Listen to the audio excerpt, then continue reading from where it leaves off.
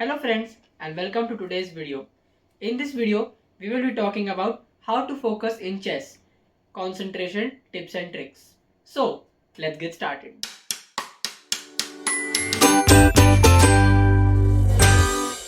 Hi friends, my name is Ishan and today we'll be talking about how to focus in chess. So, whether you're training or in a game, you need to have a good amount of focus and concentration to achieve the best results. This video is all about that. First, let's talk about preparation and training.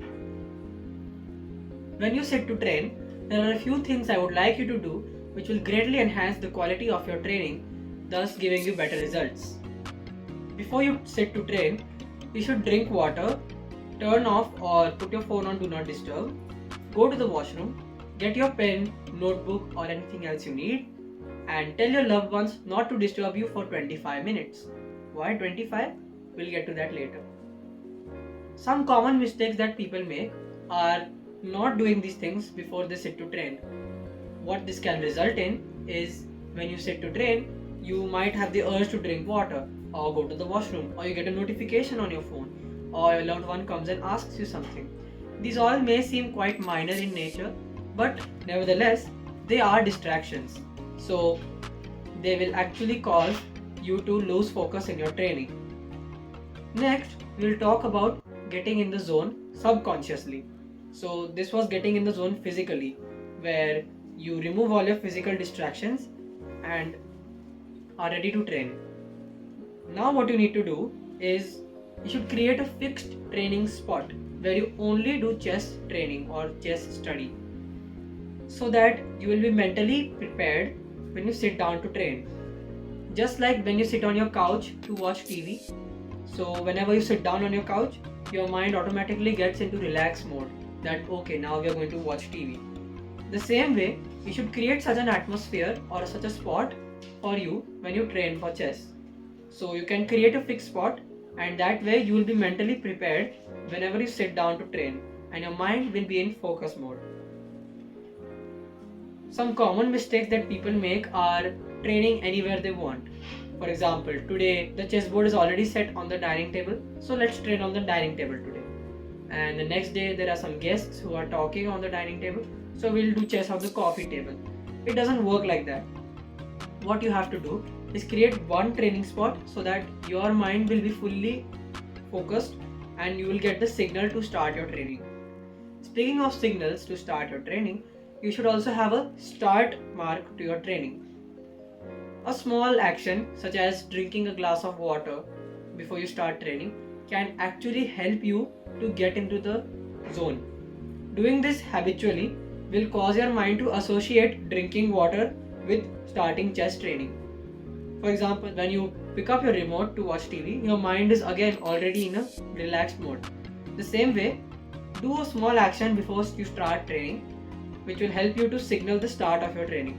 For me, I chew a piece of sugar-free gum before I start training. For you, it can be anything. Also, you should visualize the training process before you begin and don't think about anything else. The point I want to emphasize in this is quality over quantity.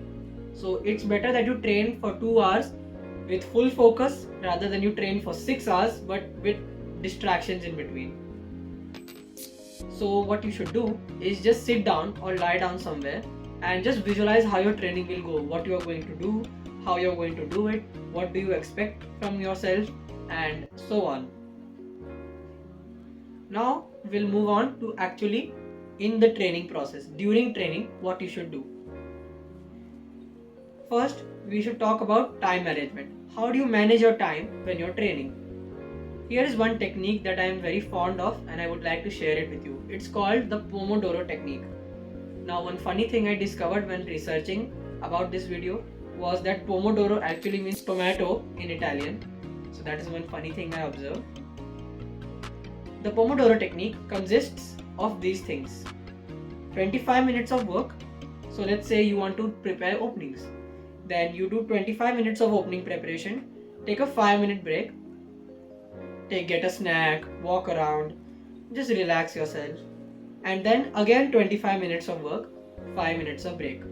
After doing 4 such cycles of 25 minutes work, 5 minutes break, take a longer break of 15 to 30 minutes. What this will do is, this will create the required breaks for your brain to function properly. You can compare this to going to the gym. When you go to the gym, you do a set of exercises, then you stop, take a break, cool down, and then you do another set of those exercises, and when you complete the entire cycle, you take a longer break before moving on to the next exercise. The same way, you have to treat your mind as a muscle. You are exercising it by training for 25 minutes, then taking a break for 5 minutes, and then following the process before taking a longer break when you have completed that cycle. Also, you should train seriously. Let me give you a comparison. Let's say you are playing a tournament and you just made a silly blunder, or you are playing casually and you missed a tactic or some other silly mistake. The loss or the cons of this mistake are great in number. What you can lose out on is you can lose your rating, you can lose a potential prize, you can get scoldings from your coaches or parents, or the time that you took for traveling to the venue will get wasted. The money, accommodation, food, etc., everything will get wasted. So the punishments of not playing seriously during a game are a lot. But when we train, we are actually not that scared, because what is the most that can happen? Okay, if you lose a few rating points online, we take a little bit more time to finish the book, we get one answer wrong, so what? This is a very wrong approach, because your training is actually what will reflect during a game. So if you're training casually, don't expect yourself to play brilliantly during a game. Just like a runner who's running half of his total speed in training cannot run twice as fast in the actual race, you can't expect yourself to do so. What I would suggest is you keep a punishment for yourself every time you make a silly or casual move or you don't train properly. The punishment can be anything. It can be, doing squats, plank, push-ups, or let's say you don't like watering your plants, then you can go water your plants for some time, or do some punishment that will motivate you to stop making those blunders. For me, I restrict myself from watching TV whenever I make these blunders.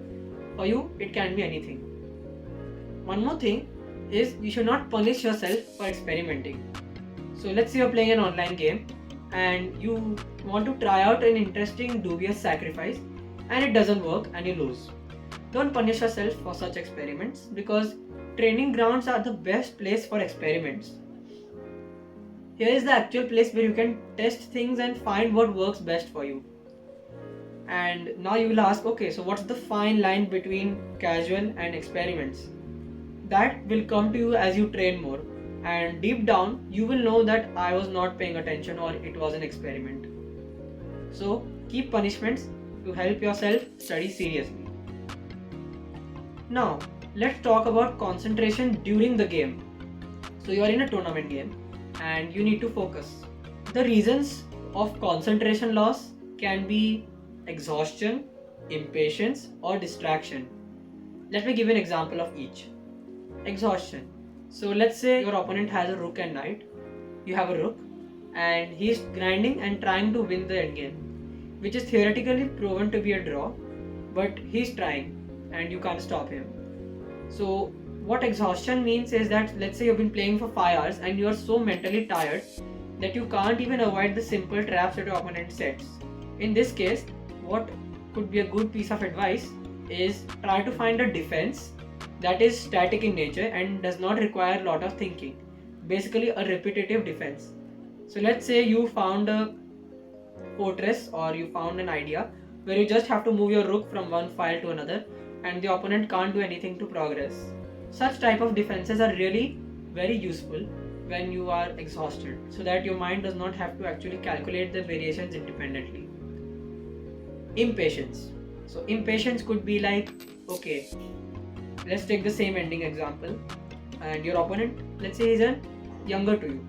So you can be like, oh my god, what is he doing? Why is he trying to grind this endgame? Who does he think he is? I'm getting so frustrated, I just want to go home. All these thoughts can come to your mind. So this is basically an example of impatience. where you lose your mind and you can't think straight. Impatience, lack of patience. In these cases, what you should do is completely clear out your head and focus on that one move, because essentially focusing on that one move will increase greatly your chances of getting the desired result. And distraction. So distraction can be, let's say we take the same example of rook and knight versus rook, and you are defending, and this thought comes to your mind that, oh my god, what if I lose? Then my coach will scold me, I will lose rating, I can lose a potential prize, my parents will scold me, and so on. These type of thoughts can easily come to anyone's mind, and what you should do to prevent it is, during the game, think only about the game.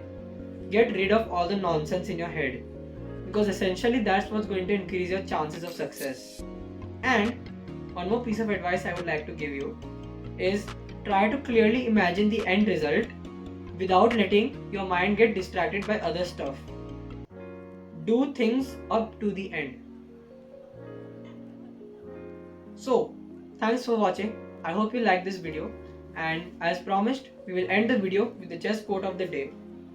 Help your pieces so they can help you, by Paul Murphy. Thank you.